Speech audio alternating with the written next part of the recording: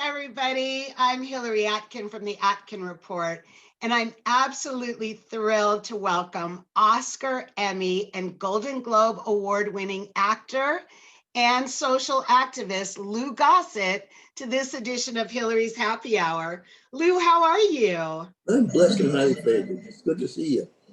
You too. You're as good as bright and sunshiny as Santa Monica is. Let's bring all the sunshine we can, Lou. And we can handle it, yeah. One of the things that's bringing some of that light, or will be, and I had the pleasure of seeing it early, is your latest movie, The Reason.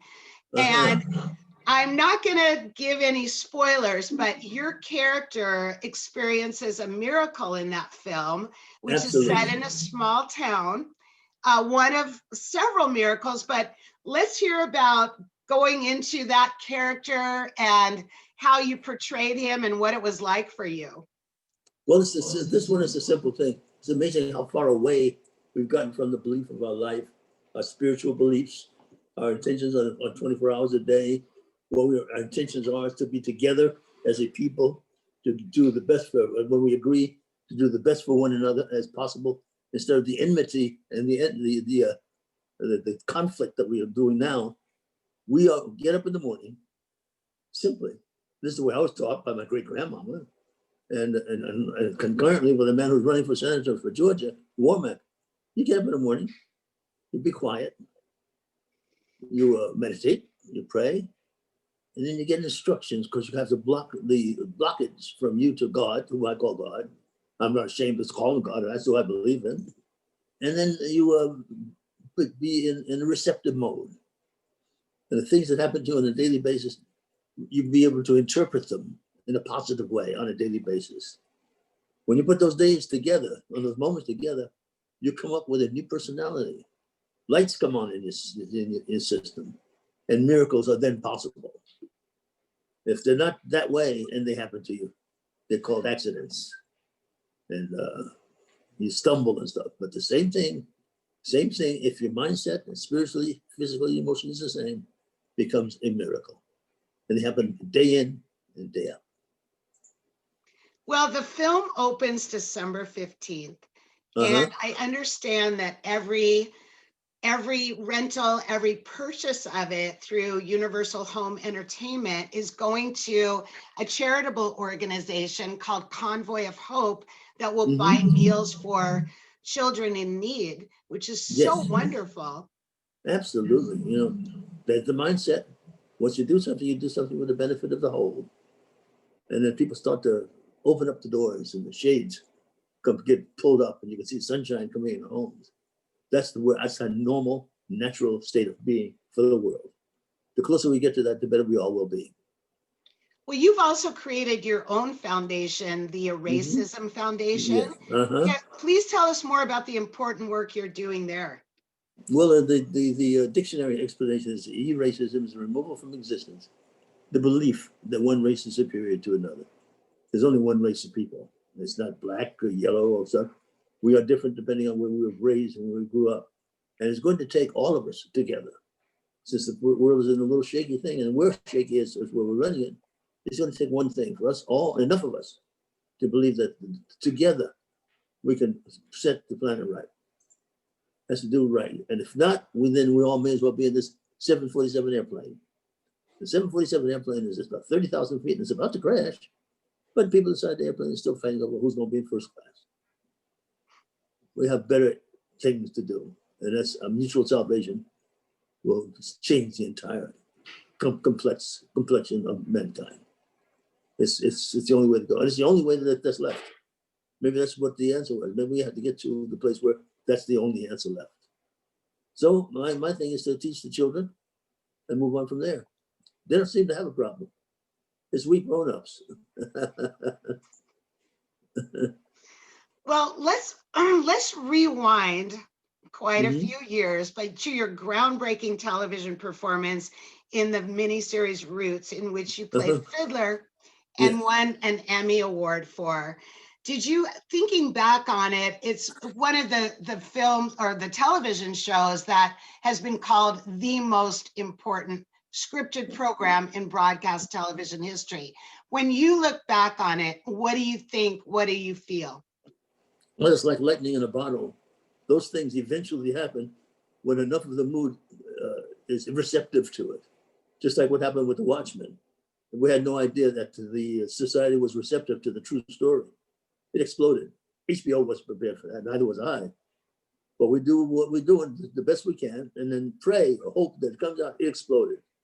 So it's nice to be contemporary like that, and could keep on doing stuff that's meaningful.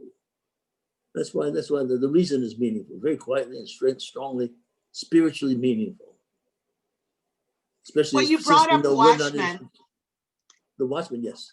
Oh my gosh. And you also got an Emmy nomination for that. And the miniseries itself was showered with Emmys. There's been a huge outcry for a second season. I know that Damon Lindelof, the creator of it, has been, kind of open-minded about it. What do you think? I don't mind. I'm waiting for them to call me and tell me what time to come to work. I love those people. I don't mind doing that character day in and day out. What were your the highlights of working on that series? And the highlights is that was one of my favorite subjects. There was a movie that Sidney Poitier produced with Harry Belafonte called Buck and the Preacher. The research of that came from a book called The Exodusters. It's about the freed slaves after the war, all came into the stagecoaches and came west to Oklahoma. As fortune would have it, where they settled was where there was a lot of oil. Henceforth, Black Wall Street. The other part of the thing that went down the ways to a place called Boley, Oklahoma, and that was where the rodeo started. The man who was the lawman was there, who was the most famous one in the West. His name was Bass Reeves. So all my dreams got answered in that series. I got to play Will Reeves. I got to know more about that history, which I'm desperately, I'm dying to know even more so. And I wanted the world to know about it so we can get on with the great stories from there. And I was in seventh heaven. It was great working with all those great actors and actresses. It was like a party.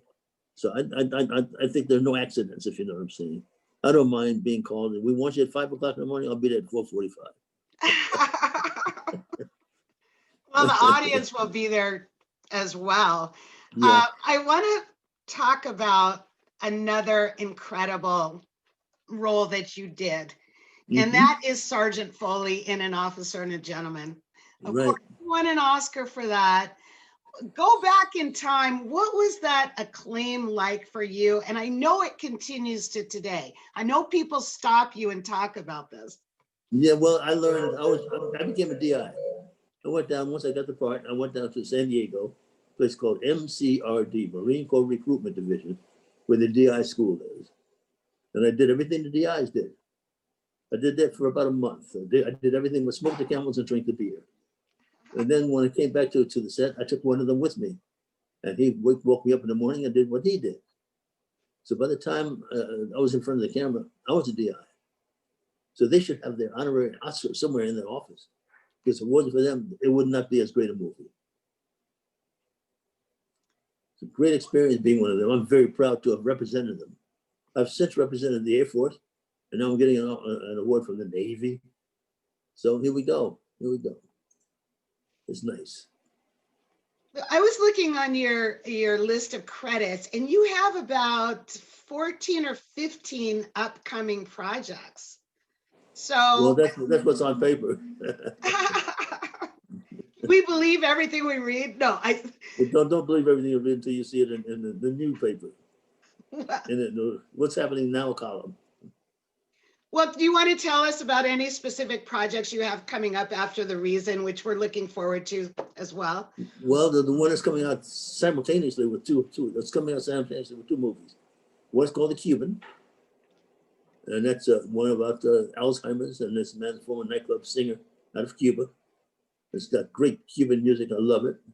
And the one that's the biggest one, is winning all the awards, is called Foster Boy, about the foster care controversy. And we have that problem presently in the United States. So it's, and the executive producer is Shaquille O'Neal. So it's good shoulders to be rubbing with. And it's quite a well done film. That's it. Your autobiography was called An Actor and a Gentleman. What was it like for you writing the book, being in the process of going through all your incredible life experiences?